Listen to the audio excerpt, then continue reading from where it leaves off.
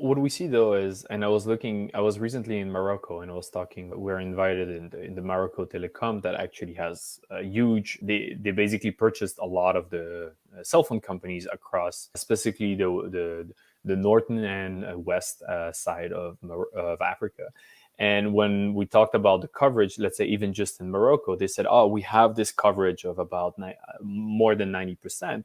But at the same time, I was working with an organization that works in those douars, those villages in Morocco. And they're like, yes, but we don't see it where we are. And the difference of that connectivity also deals with rural areas. I was looking at the stats recently, and in about half of the world did not connect to internet in the last 3 months.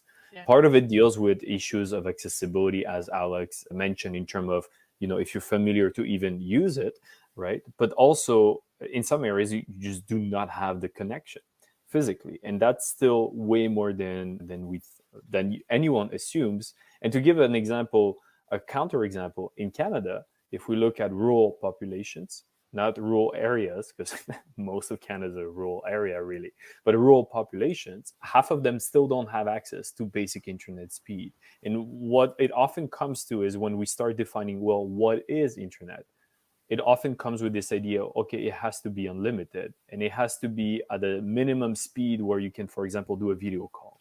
Often that's kind of the definition that starts to stall, because if I have access to internet, but it's crazy expensive and very slow, well, you don't put all the eggs in the same basket. In Canada, we have 98% coverage with cell phone connection, but I'm not going to watch a class on my cell phone connection, right? And many students are currently struggling with COVID in that situation where they basically do not have a good landline that even fits basic requirements, very comparable to something they had 10 years ago.